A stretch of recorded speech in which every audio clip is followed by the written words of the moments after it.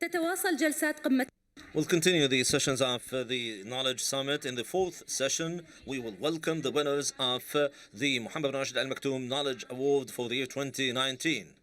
The final session of the day concludes with the laureates of Mohammed bin Rashid Al Maktoum Knowledge Award of this year. ونرحب بالمتحدثين في هذه الجلسة.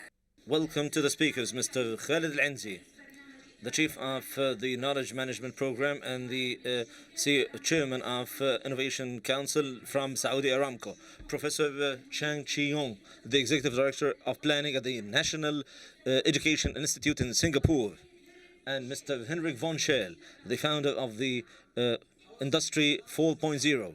Saudi Aramco Knowledge Management Board Vice Chairman, Chang Chu-Hong, Associate Professor at the National Institute of Education, and Mr. Henrik von Scheel, originator of the 4.0. ويدير. This panel will be moderated by Dr. Wesley Howe, the Director of Human Capital Development at Mohammed bin Rashid Al Maktoum Knowledge Foundation. The session is going to be Dr. Wesley Harry, Director of Human Capital at Mohammed bin Rashid Al Maktoum Knowledge Foundation.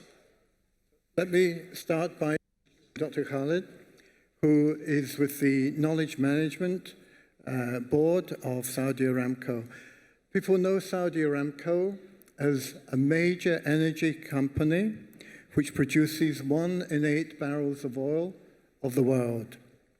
Not so many people know Saudi Aramco as being a center for knowledge management, a place where knowledge is an asset and an asset to be grown and to have a return from. Knowledge is an opportunity for Saudi Aramco to go beyond energy. I'll call upon Dr. Khalid to make a presentation about Saudi Aramco and knowledge management. Thank you, Wes, for the introductions. We really, as Saudi Aramco, are very glad and honored to granted this award, prestigious award. And for us, it's a recognition to our effort to focus on knowledge, which is we see it's an economic.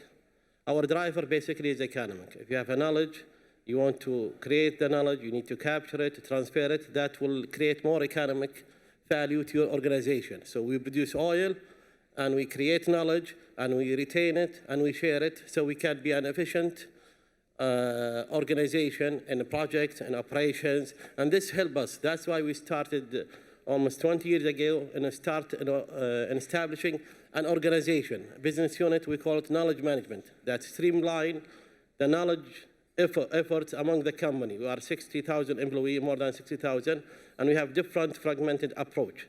And this organization helps us to create a platform for knowledge sharing. We create the right process. We create the right governance where we have a knowledge management board that govern and streamline. This board in Aramco has more than 20 managers that meet quarterly to review the program in the company. And we're seeing, in fact, in company we have more than 120 community of practice where people share the best practice among each other. And this, our strategic objective to be a learning organization at the end that create economic value for us because we work on commercial basis as a company. Thank you. Thank you, Dr. Khalid. And now I'm going to call upon Professor Chen, who's going to make a presentation, which I think you're going to make from the podium. While Professor Chen's making his way there, can I say that one of the things that I most admire about the National Institute for Education is not from their beginning 70 years ago, or from now when they're doing world-class support for education, but when Singapore became Singapore as a nation, just over 50 years ago, they used teachers from the classroom to teach other teachers. And for me, much as you're going to tell me about now, it was that crisis in education where the small nation that had become independent used its human resources, the classroom teachers, to improve other classroom teachers. And I admire that. Professor Chen.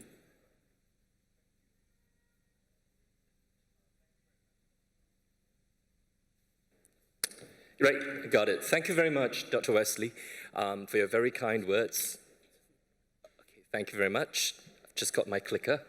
I think, first of all, I'd like to thank the Foundation for the award. I think it is an extreme honor, as well as it is a very humbling event for us, because it not only makes us realize that we are doing good work, it also has given a lot of strength to our colleagues back at the Institute.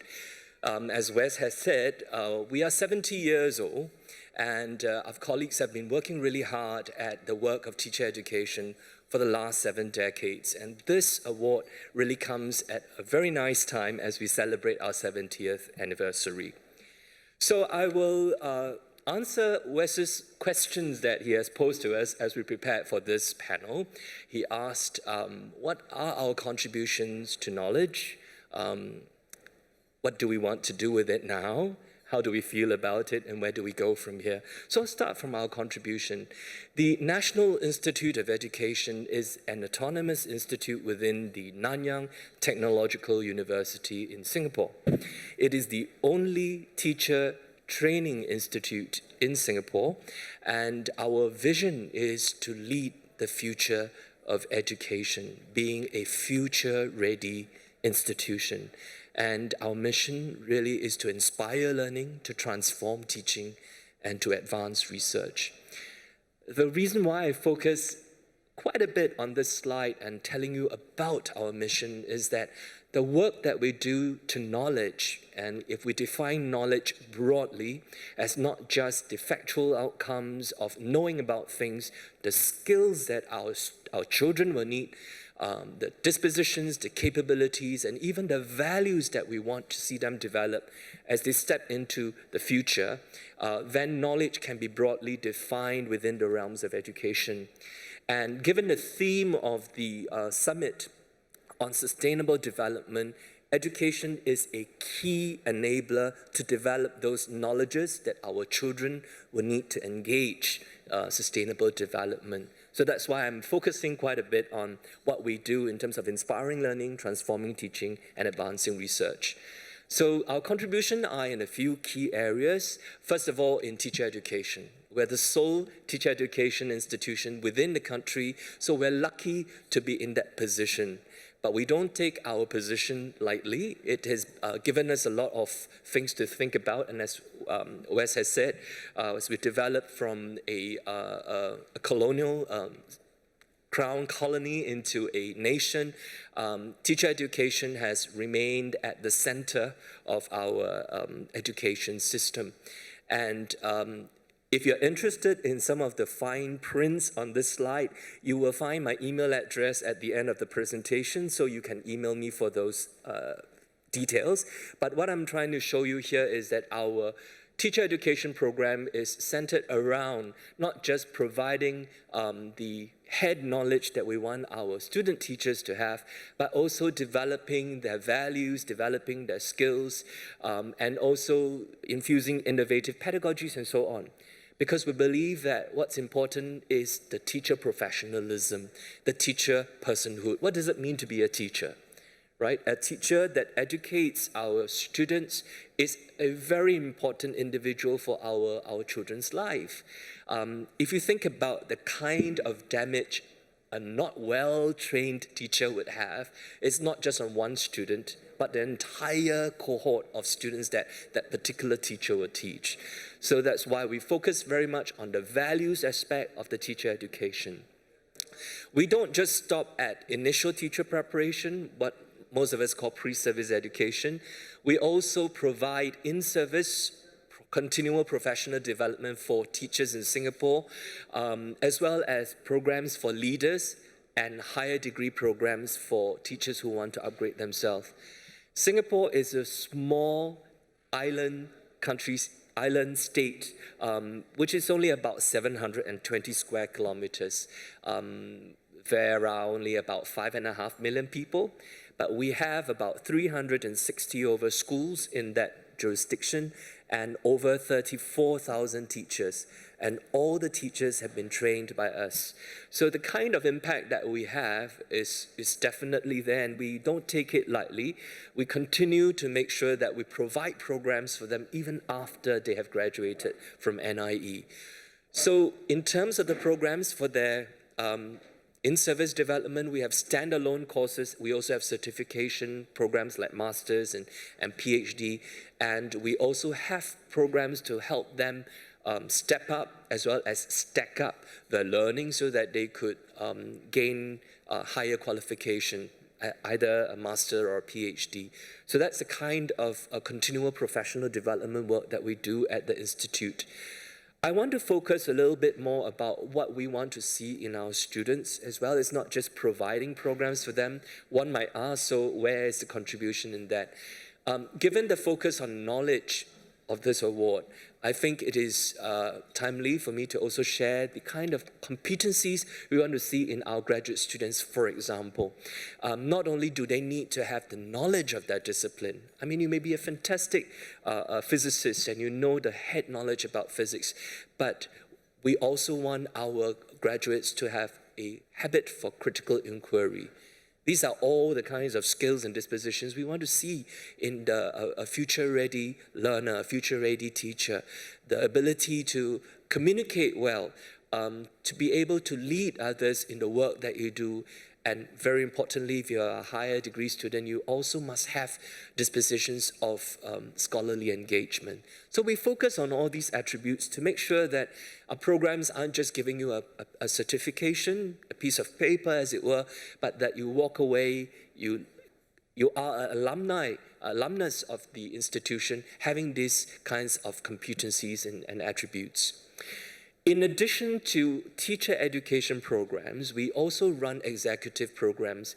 Here you see a photograph of the inaugural batch of the NIE executive program for system level education leaders. These are all either chief directors or director general of education, deans of teacher education colleges, or the even provincial minister in education. And in fact, we'll be running the third cohort of the program next year. So if you're interested to find out a bit more about what this executive program is like, you can email me at the same email address. The reason why I've shown you this slide is because the kind of impact we have on knowledge goes beyond our Singapore system to colleagues around the world. And not only through this, we also have leaders in education program which are meant for our school principals in Singapore. We've also extended it to the world through our international office called NIE International. So these are some of the work that we have done in the programs. But our programs would only be good if they are supported by and informed by solid research evidence. As a university institution, what we can bring to the table in our programs is not just the innovative pedagogies and the way that we deliver the program, but how the way that we deliver it and the content is supported by findings from research. And we are guided by a 4-life concept. Not only do we want to have learning that is lifelong, learning that is life-wide, we want learning that is life-deep and learning that is life-wise. Let me just unpack that for you a little bit. Learning cannot stop. We will always learn as human beings, no matter how young or how old we are. So lifelong learning, I believe, is a principle that many of us embrace. Life-wide learning here refers to learning across different contexts. We no longer just learn within the classroom context in a formal curriculum, but there's a lot of opportunities for our students to learn from the internet, in the community, and out in the field. Life deep would refer to skills, dispositions, knowledges that will see us through despite changes in economy and in environment, for instance. So some of the things that we have learned when we were children, simple things like arithmetic, we cannot just put them aside and say we just learn how to work in a group. So some things that I have experienced personally and I find quite difficult to comprehend is in some countries I've even seen cash registers that would indicate to the cashier how much change to get based on the type of notes and the coins that appears on the screen. So with the advent of technology, a lot of simple functions can be automated. AI can take over quite a lot of these things. But live, deep skills and knowledges will be those that will help us because they are the repertoire and the vocabulary that we have to engage not only in the lifelong, life-wide and life-deep aspects of learning, but also the life-wise. What's the point of learning if it doesn't make the world a better place? What's the point of learning if it doesn't better our lives? So our research and programs are focused on all these 4 life concepts. So by now you can see that we have a broad framework to describe how we contribute to knowledge. In terms of our impact, we've been asked the question as well. We have been working across international partners. These are just some examples. We are part of an international network for educational institute. We're also part of the ASEAN Teacher Education Network. We have close collaboration with colleagues across different institutions, like in Teachers College, Columbia, as well as University College London. And we have many active partners around the world as of today and over 64 different countries. And if your country isn't represented on one of these and you would like to collaborate with us, you know who to look for. And just some photographs to show you the kinds of deep collaborations we have from colleagues across continents, Australia, North America, and across Asia, of course. And currently, we are the chair. Professor Christine Goh, our director, is the chair of the ASEAN Teacher Education Network. And the work that we do continues to impact the region and the world. What does this mean for NIE? As Wes has said, we are celebrating our 70th anniversary next year. I think no amount of accolades or pat on the shoulder is as timely as this award. I think it is not just for a few of us who are here today to receive the award, but it also means so much for every single colleague back at the Institute, whether they are faculty, whether they are staff, support staff who help us in all our administrative matters, and even those colleagues who have played a smaller part, whether they are part of the janitor crew or whether they are part of the food services crew.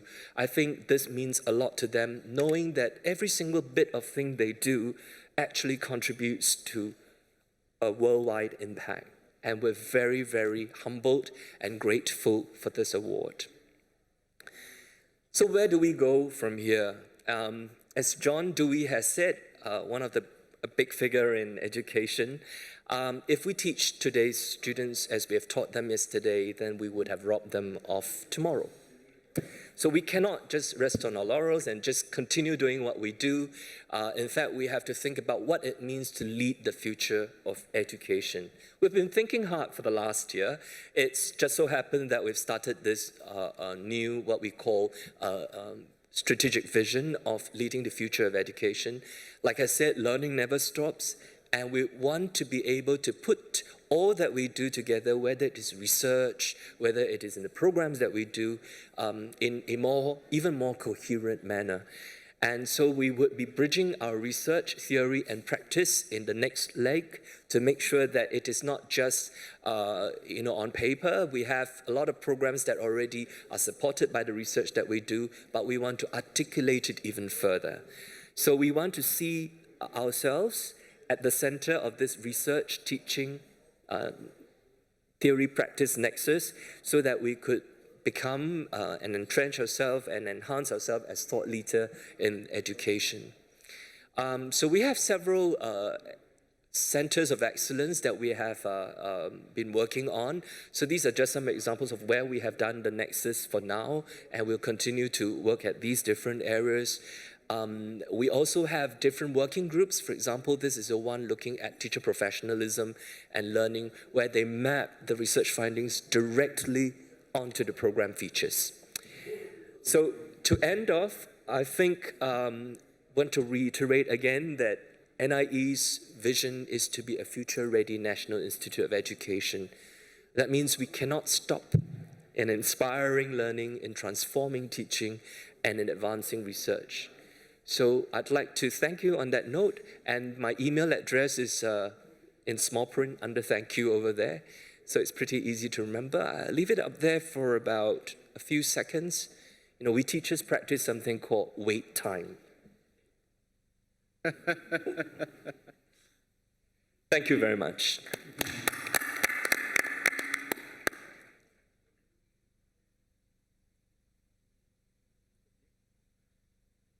I'll call upon you, Henrik, to tell us about the future.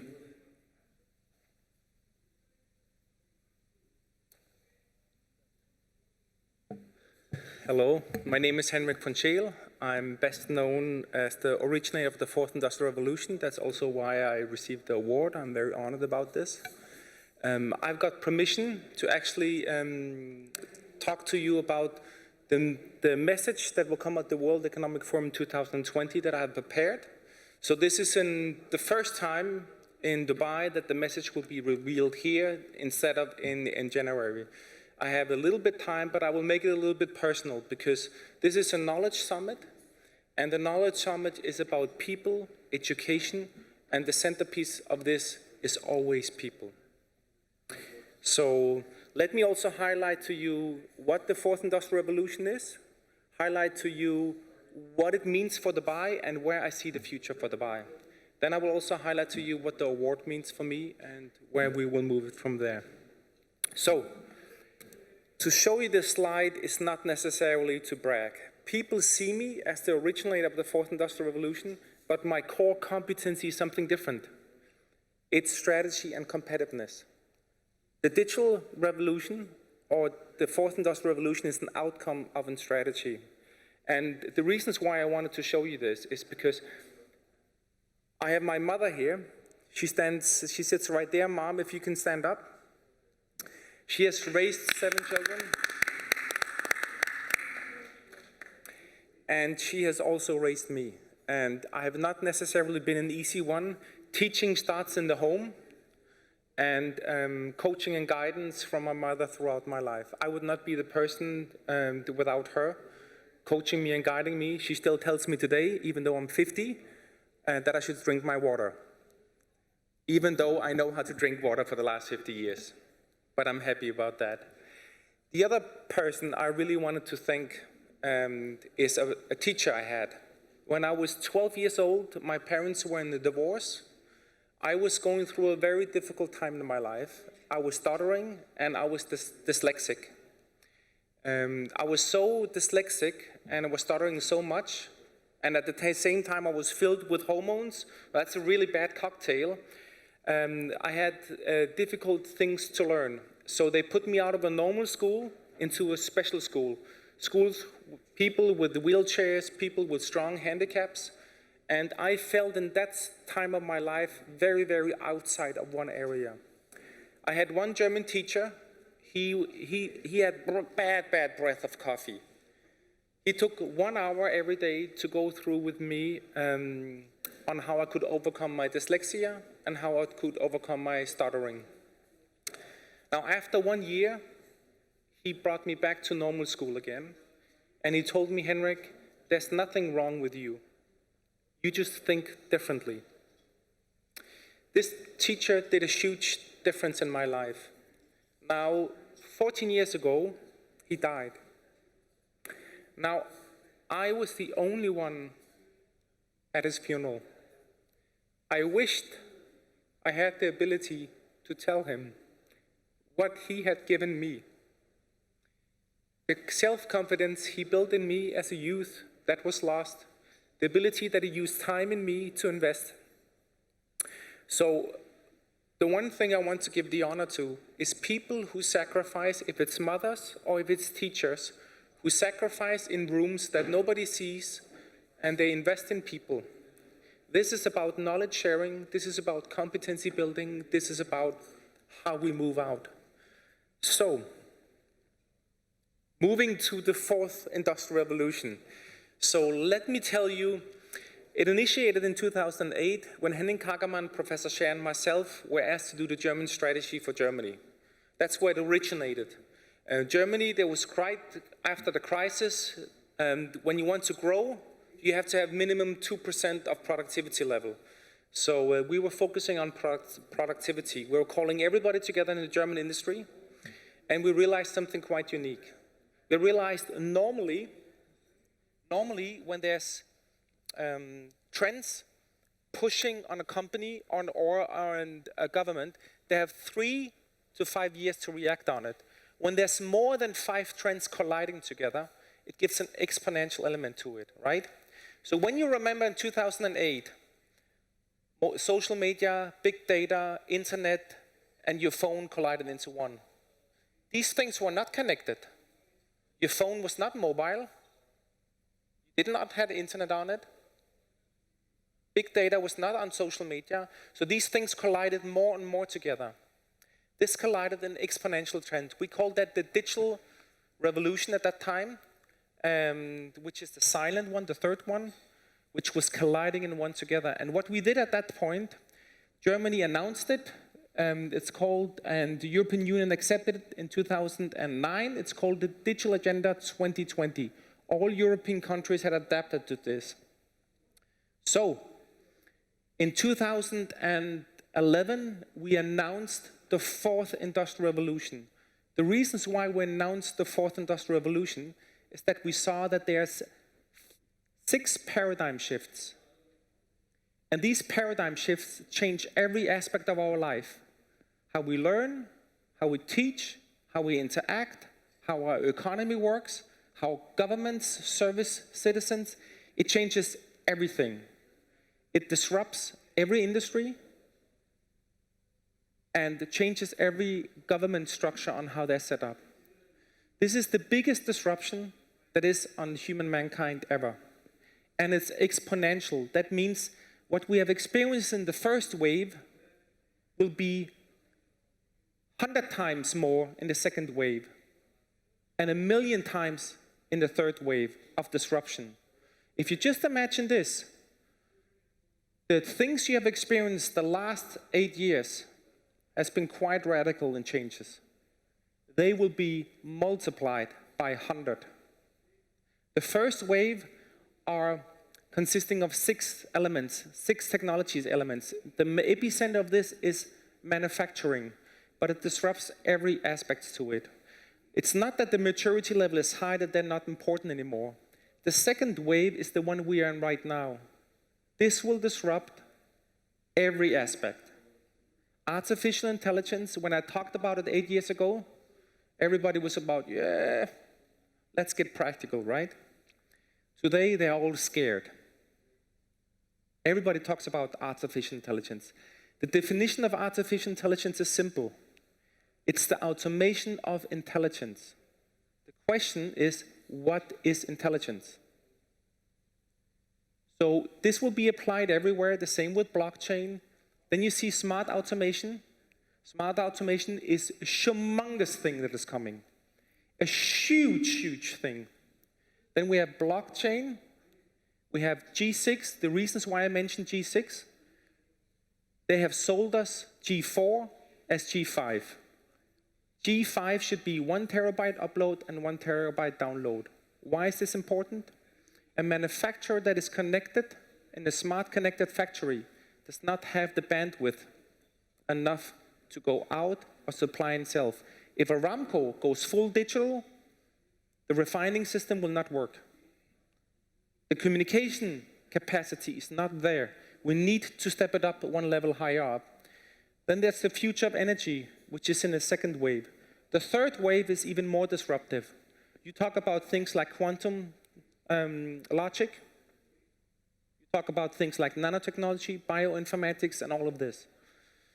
So this is the thing, the Kool-Aid that everybody has been drinking and regurgitating how they can do it, right? So IBM calls digitalization Internet of Things. That's what we agreed on the World Economic Forum, right? But here's the thing. These are technology sets. This is 1 out of 6. This is the message I've been giving for the last 10 years but everybody has ignored it. So, the one line you see, exponential innovation, is one of 6. The second one is we're in a mass extinction period. Mass extinction period means the 6th period, the last 15 years, we have been able to kill 25% of animals. By 2025, we have been able to kill another 25%. That means in 30 years, we as a human mankind have killed 50% of animals on the planet. That means last year, 69% of bees were dying and moths were dying. So we are killing our ecosystem that works around it. Can we create business model around it? Yes, we can. Yes, we can, very much so. Can we create an element? That's why I personally see Dubai as the future hope. It requires thinking and it requires investment in a very different way, right? How could you make money on the extinction of animals? Well, if you go out and you invest in 5 years or 10 years to harvest and select all bees that are in Africa and in Asia, you create a Noah's Ark here. What's the unique thing about bees? Bees, you have a queen, you send out the queen creates a hive. After the season, the hive dies, you send the bees back. What is this? It's nothing else than a license model. It's a way of making money and preserving the elements. Can we do the same with ants? Can we do the same with all other elements? Yes, we can. Shall we invest in how we protect the nature? Yes, we shall. So, the second big element to it is we are in a consumption overload. We are consuming more than what we can produce. This creates a social equality. So we need to change the way that we produce, package, ship, and we need to look all of it in a value chain. Everything we do now is siloed. We need to look at it in a value chain in zero marginal level. Everything that we look now on productivity is siloed. That means the first industrial revolution gave a productivity level of 1 to 2%. The second, 3 to 4. The third, around 6 to 8. In the fourth industrial revolution, doesn't matter how much you digitize, how much you connect, you only reach up to 18%. When you can get a productivity level up, you don't have to sell more. If your productivity level gets higher up, you have a higher profit margin. That means if we connect the value chain as a true value chain, then we have an ability, we don't have to grow all the time. The third element, we are in an economic new area. All of you live in 2 worlds, in the digital world and in the physical world. In the world where you have a normal banking system, and then you have a digital shared economy system. Most of you have Netflix. That's a shared economy system. Most of you pay via digital currencies. That's a shared economy that goes around. So that's one element. The other element, the core of our economic system will work. Our productivity measures, how we do our GDP and how we do our productivity, is fundamentally wrong.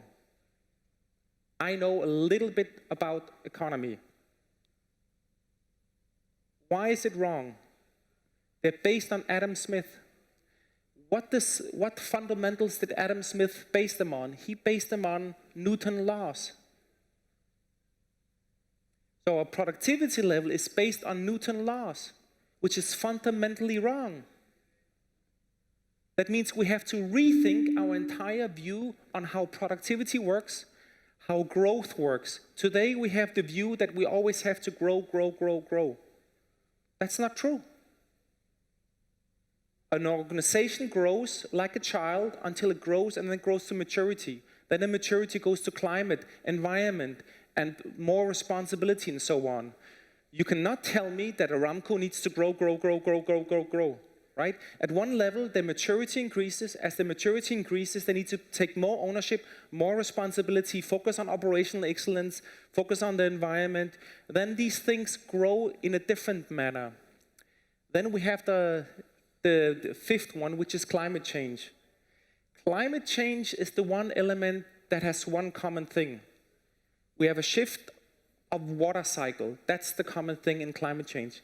We have blockbuster snowstorm, blockbuster droughts, blockbuster floods.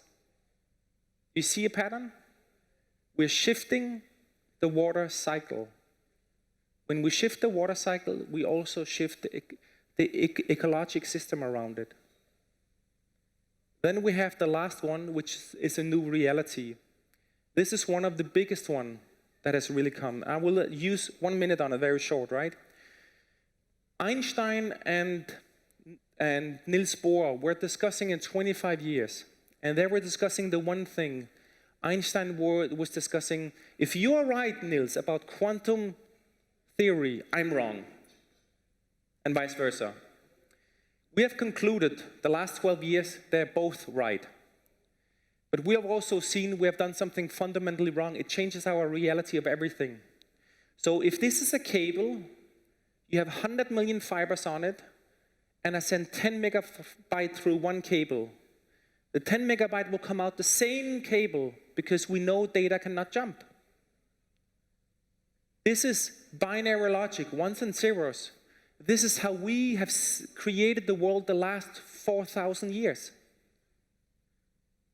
But we realize it's wrong. When we look at the stars, it's quantum logic. When we look in my cells and nano world, it's quantum logic. So we have created a reality in the world where we see a cause and effect that is wrong. In reality, the 10 megabyte that goes into one fiber will appear on any of these 100 million fibers where we look at. That means we have a different ability to change how we look at complexity and chaotic things. We will manage data different. We will do our algorithms different. We will approach things problematic, fundamentally different. Why? Because simple aspects is one pattern. We can recognize the patterns, we can program it. Complex things, you see 3 patterns, they merge together. We can manage it via a system because it's pattern 1, 2, and 3. We cannot manage complexity. We cannot manage chaotic things. Now we can. So this will change how we interact as human beings and how we view our reality. This is a big, big element to it. So the reasons why I wanted to mention this to you, I believe we are the generation that needs to change. We are on a crossroad for humanity. I believe we have around 10 years to 2030 where we can turn the boat. After that, it's too late. We are the generations that the other generations will look at if we're able to save the environment, change our behavior, how we buy, how we consume, how we interact. The saving horse for us will be the exponential technology sets, how we apply to it. So, in the Times, dedicated 2 months ago, a whole magazine just on this topic, and I wrote 3 pieces in it. This is my summary on what I believe we should do the next 30 years. And here's my point I have. I've done 19 strategies around the world for nations. They are good countries, they're good country leaders, but they're unable to lift the table. They have strong heritage to it.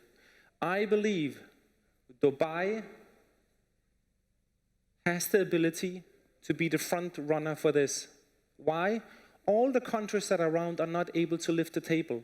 They're in a democracy, they have too much heritage, too much commitment, and they have an inability to adapt to changes that fast. You are young, you are fresh, you have a strong leader that once he gives a direction, you can move. That means Dubai will have an ability to take the lead for the world how smart cities should be. Dubai 4.0. Dubai has the ability to create new industries that will produce new food, like the Impossible Burger that is based on enzymes. You can create a whole industry around it. You have the ability to show the world how it goes. Now, here's the thing. It requires the next 2 years that you shift from consuming solutions to think. You cannot buy sustainability. You must create sustainability. That means you must learn to think for yourself. The time has come, as in a normal school, when you have to think for yourself. So I believe that this region is the one that will have the capacity to lead the way. I believe it so firmly that I've closed down 2 companies I have, and I've dedicated the next 2 years to make this work. Why? I have a responsibility for my children to create a better future. I raised my 2 boys to be stronger and better than I am. I have the obligations to change my life. I have the obligation to create a better future. I must change my life, how I am living. I have 2 cars, a Mini and a Porsche Panamera. Do I need that? No. Do I need to change the way I consume food? Yes. Many of these things I need to take on myself and I need to change. I have been given a gift and I would like to share that gift and also change it. Now here's the gift you have. The centerpiece of the 4th Industrial Revolution. When you see it very simple, it's the colliding of 3 worlds together. The digital world, the physical world, and the virtual world. And the centerpiece is the human being. Our ability to adapt to change is our ability to apply the 4th Industrial Revolution. It's always custom applied to the situation.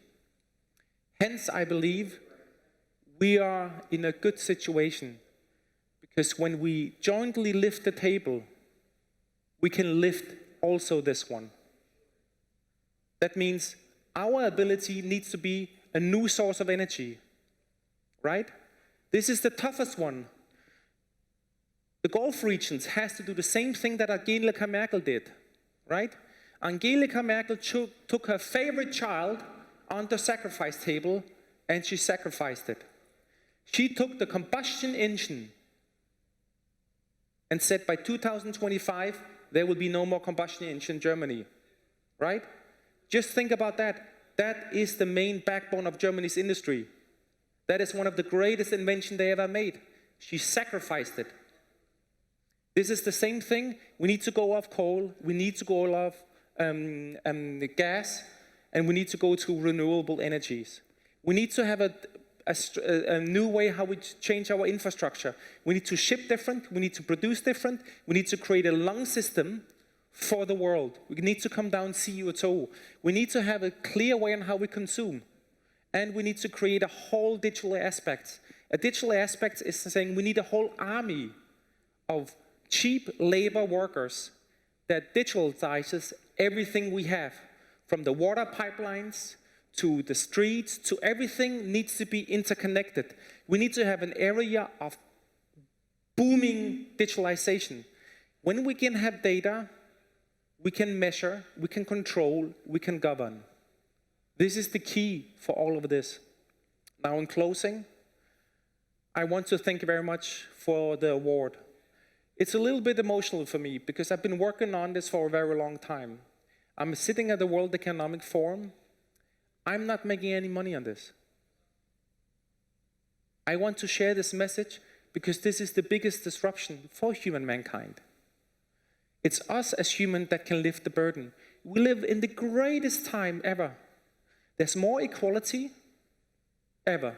There's more knowledge ever. There's better education than ever. We have more money in our hands than ever. We have more free time than ever. We have more freedom than ever. We live in the greatest time of all. And it's our obligation to also lift that table. We have the biggest challenge in front of us. And I'm the firm believer that everybody can lift the table, but we need one leader that says, let's lift. And that leader is for me, Dubai. Thank you very much.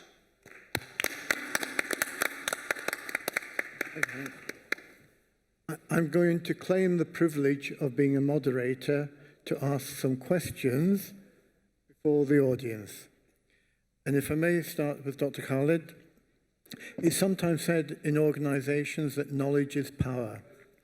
And the traditional way of dealing with knowledge as power is to hold it tight and not share it. How does Saudi Aramco go about encouraging people to share knowledge?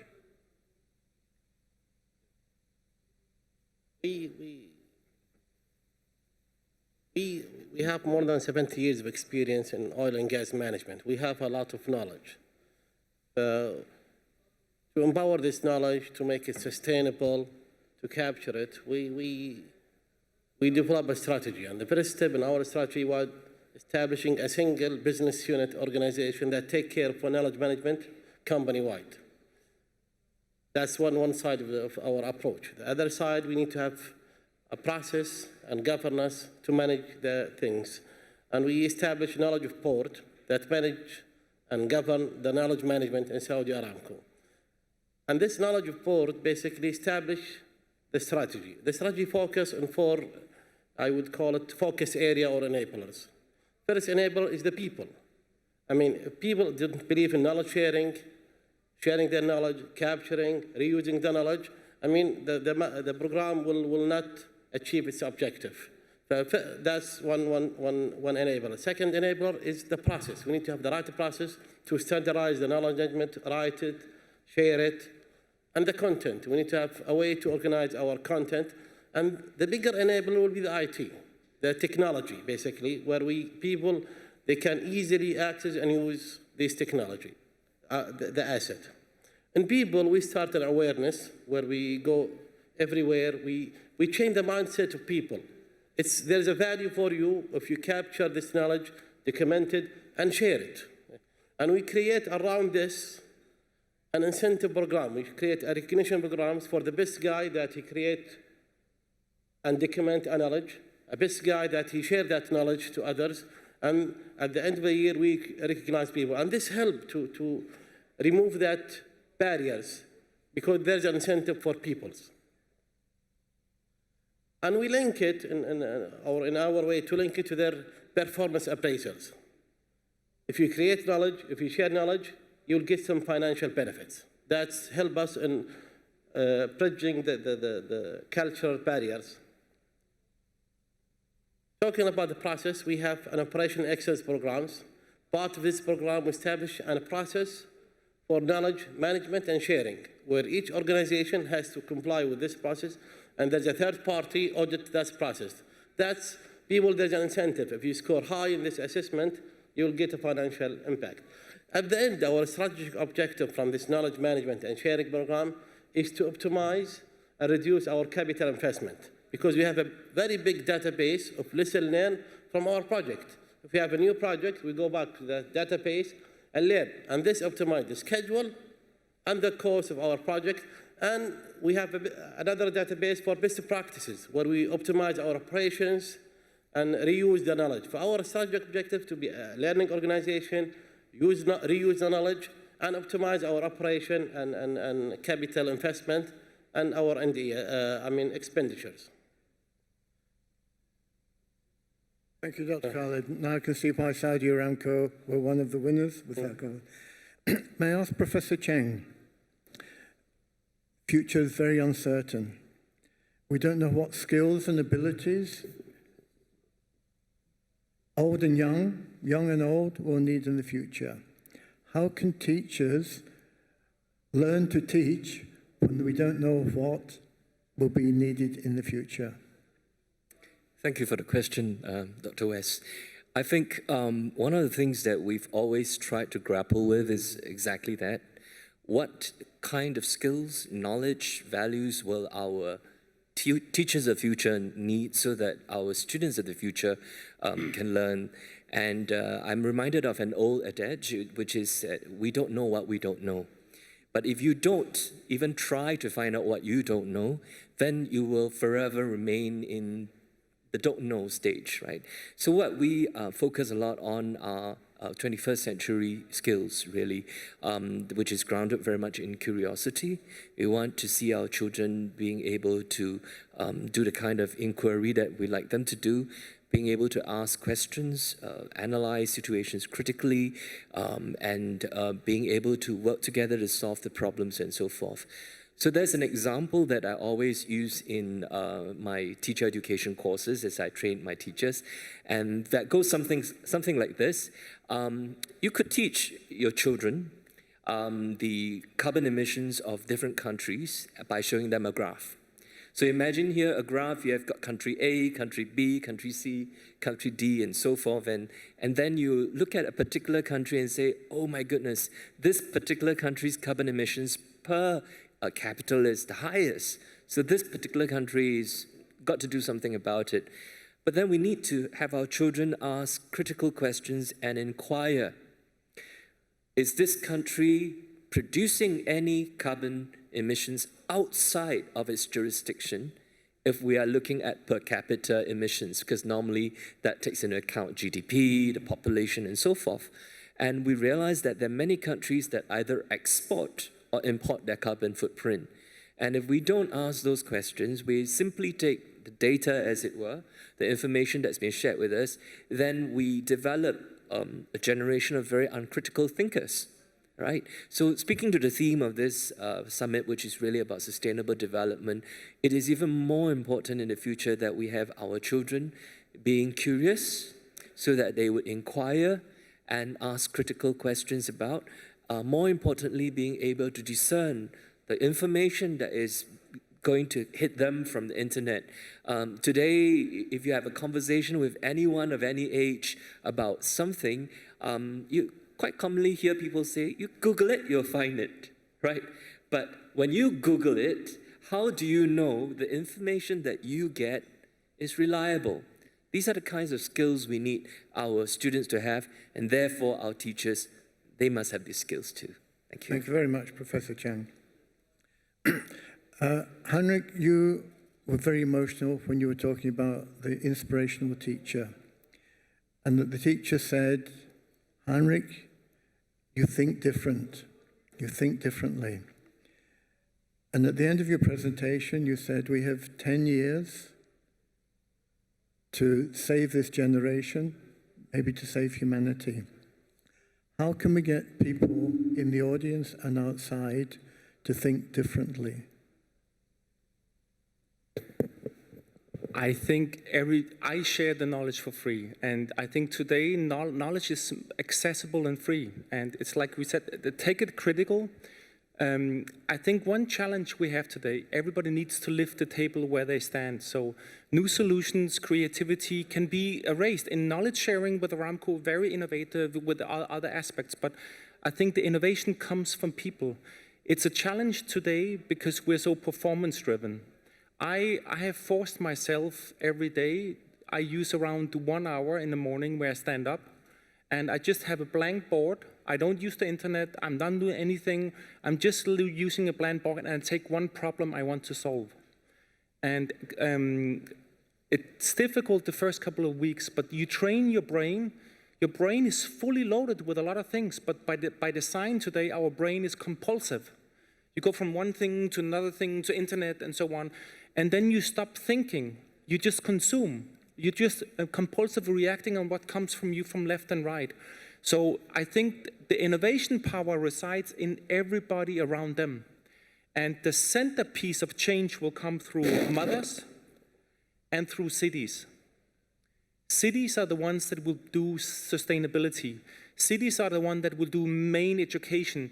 Mothers are the ones that will raise the children at home to educate them in the right manner. I believe we have a great grand future ahead of us, but I believe the leader of this can come and must come from this region. And I keep saying it because I want them to believe it themselves. This is like you're talking to somebody who's growing up and they don't see their full potential, but you realize that they are driving on a tricycle, and you can pull off the two leaning chairs. It will not be easy because the confidence is missing, but to lead Dubai to think themselves, I think they're ready. I really believe so, and I believe they will also be the ones that can, because they are the best in what they do. My mother, She came last night, or yesterday we went to Dubai. She was totally awestruck. The last time she was here, I think was 60, 70 years old ago. This was just dust and a couple of buildings and some ships, right? Today, this is a miracle by design. And what Dubai needs to do the next 3 years will even be more difficult than what they have done the last 25 years.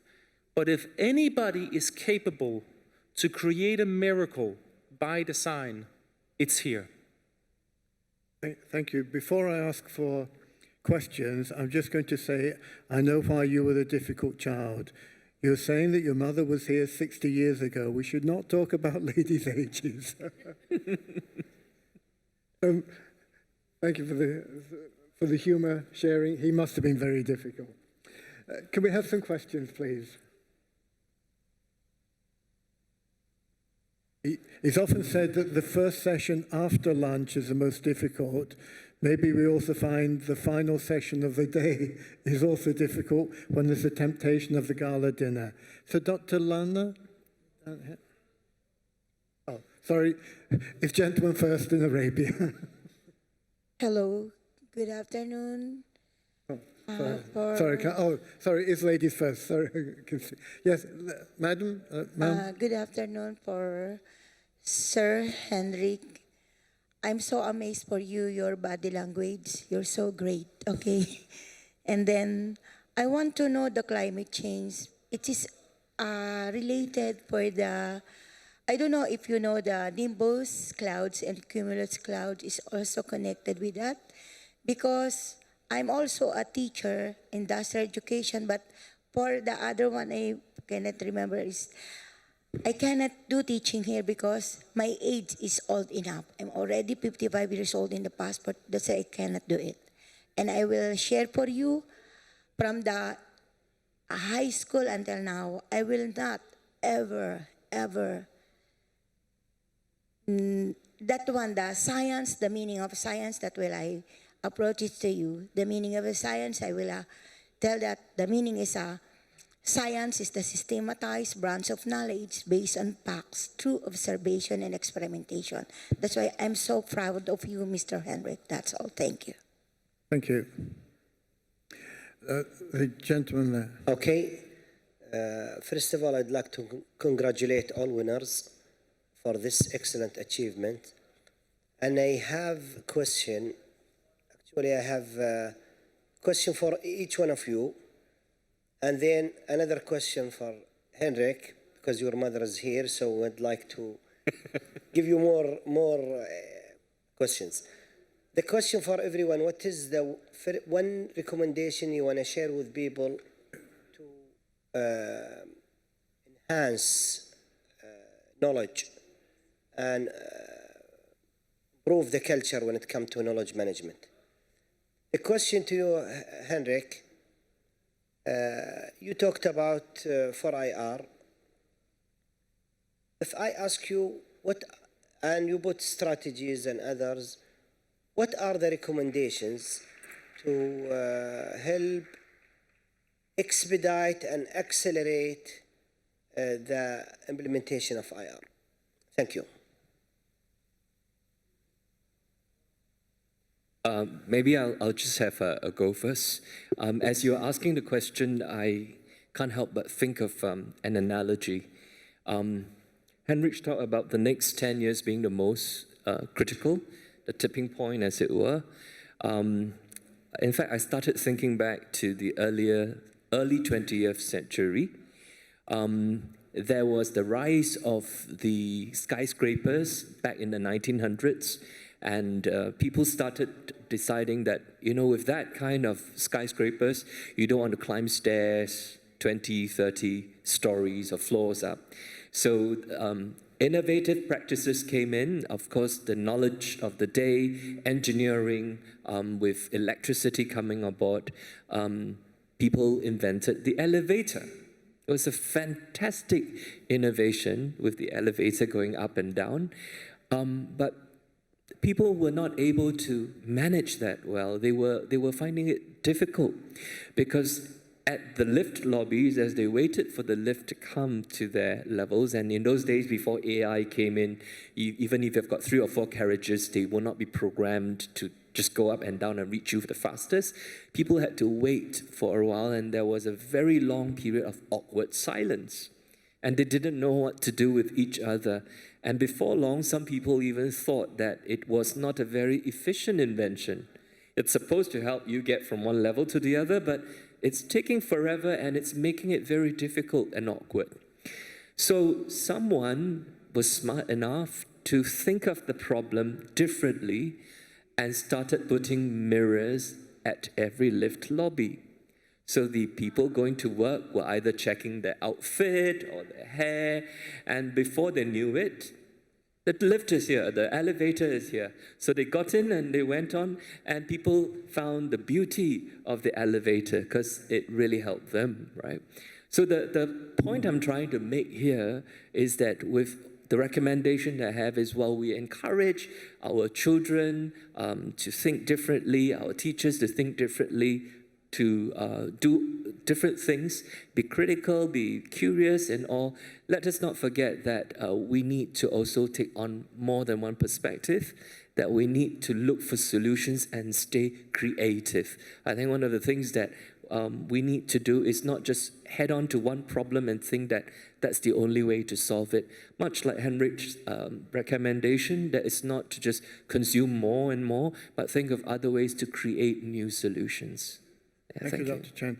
I thought we had another 8 minutes, but we keep getting flashing light. So if you don't mind, I'll ask Dr. Lana to be the last questioner, but I'm sure that the winners will be available at the gala dinner or later this evening or tomorrow to answer any of your questions. Dr. Lana, please. Thank you, sir. It's a very short question after all. But Henrik, first of all, I like to thank you because you touched us in many ways, especially when you talked about your teacher and your mother. So I respect your sadness on the podium. Congratulations, 3 stories of success and glory.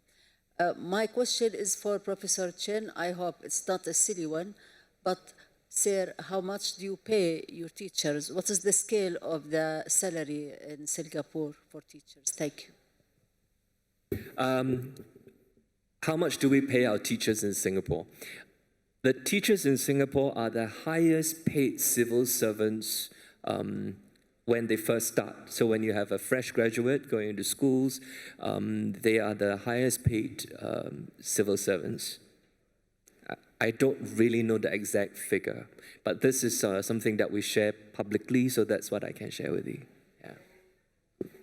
I think we see why Singapore does so well in the Global Knowledge Index. Thank you very much. Oh, we can have more. The audience cannot see, but we've got lights flashing at us telling us to go. But we will ignore them. Thank you. We're just waiting for the answer of Henrik. Sure. About, the question of Dr. Jamil. Sure. So you can apply it in many different ways. The first level you apply that is at executive level. You align the executives. It's called Oil and Gas 4.0. You actually look at the value chain, and within the value chain, you look at certain aspects. What are the forces and drivers? How is your current operations being challenged? And how are you in your refinery, and what is it you need to do, right? Normally, aspects in terms of the oil and gas, you are quite creative, right? Aramco has the situation you have hit sand, so you must focus on operational excellence. There's no doubt to it, right? So then everything which is non-core in an organization, you normally see 80% of an organization is non-core. This is where you need to apply elements of new operational excellence. There's a whole new operational excellence elements to it. That means, how do you create high level of maturity, high level of smart automation? Smart automation is something very different than our process thinking. Our process thinking has reinforced our silo thinking. Then you need to focus on where do you need to integrate, consolidate, and harmonize. That means you need to have a high level of operational excellence, low level cost. Then there's 15% of Aramco where you are competitive. That means you need to be minimum as good as your competition. You're competing head on head. That means you need to focus on every aspect where you have performance drivers. And performance drivers and value drivers. And this is where you need to stop up and think. This you can buy no solutions. Everything under 80% you should go and buy. You have McKinsey, Deloitte, you have a PricewaterhouseCoopers, you have many good companies who do a lot of good stuff and can do it cheap. You just have to bring them on the table. Where you have to be comparative advantage, you cannot buy best practices. You need to define yourself where you perform better. If that's your agreements you have, if that's your transportation, if that's whatever you have. And then the leading edge is the 5%. You must define, because oil is going out of its life cycle, you must define new ways to create a world that's addictive to oil and gas, to say, good, oil and gas from cars, good. How can we create smart and advanced material out of oil and gas, right? Because everything we have today is somehow based on a product, right?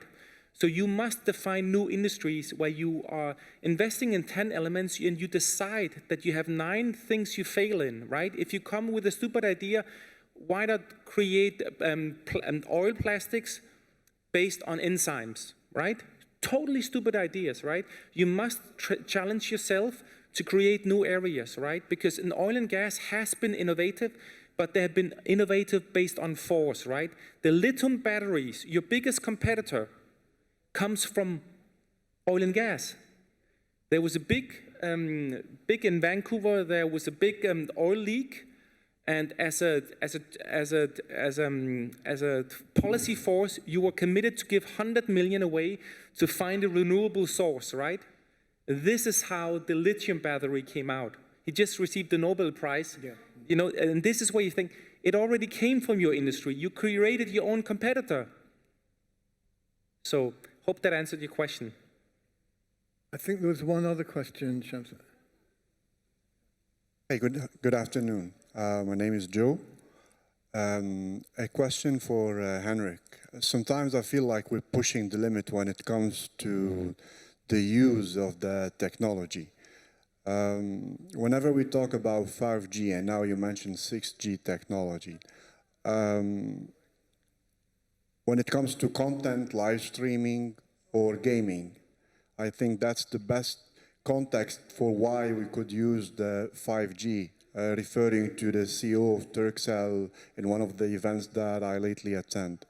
What is your approach for the real use of 6G nowadays? And the second question is, what would be the best advice for Dubai when it comes to corporate governance? And I don't know if you would consider having this in your university also to teach corporate governance, because I believe this is something very important to have in the next 5 or 10 years. Thank you. I will keep the answer very short, right? We have been fooled on 5G. Do you get 1 terabyte upload, 1 terabyte download? No. You're lucky when you get 20 megabyte, right? This is 20 gigabyte. They have been fooling us. Why have they been fooling us? Because the infrastructure from mast to mast is the same. They are putting more power load on the same line. That means they have an inability to grow. What is it that needs to change? The telecommunication providers, they know how to do it, but why are they unwilling to change it? Because they lose money. The element is, if there's a line coming in here and my telephone hops to everybody else, I can immediately share and distribute. This is 64 bits, and I only use 32 bits. Good. What is the ability for Dubai? If Dubai invests in infrastructure, cybersecurity, and blockchain, they can create the first solution where they become the new Google. Why the new Google? Because suddenly I can become the owner of my information. It's not Google that is the owner of my information. If this is a blockchain enabled, I can consistently jump 3 seconds. An easy solution needs to be very focused and structured. Why is it that we're sometimes challenging our developments? Because of money making. Why is it that Roche is not pushing the latest cancer medicine? Because of money making. Why? So certain aspects, we have to be forced outside that something happens, right? Oil and gas, already can't do the new solutions to it when they're forced by it. So it's about the change of force that comes to it. So the force of G6, shall we have a better communication line? Yes, we can. And we must have it. I'm just going to make a comment to bring it to an end, and it's developing the comment that Henrik has said about the Nobel Prize. The original, if I remember rightly, the original lithium research was funded by Exxon. Yes. So it was funded by an energy company, and it was in a small part of the company that saw their business as being energy, not oil and gas. So this is maybe a way that we can think differently. Thank you very much for being patient with us. We keep getting these flashing lights at us. We're a little bit late. We look forward to welcoming everyone at the gala dinner this evening. Thank you very much, winners. Thank you, Bess.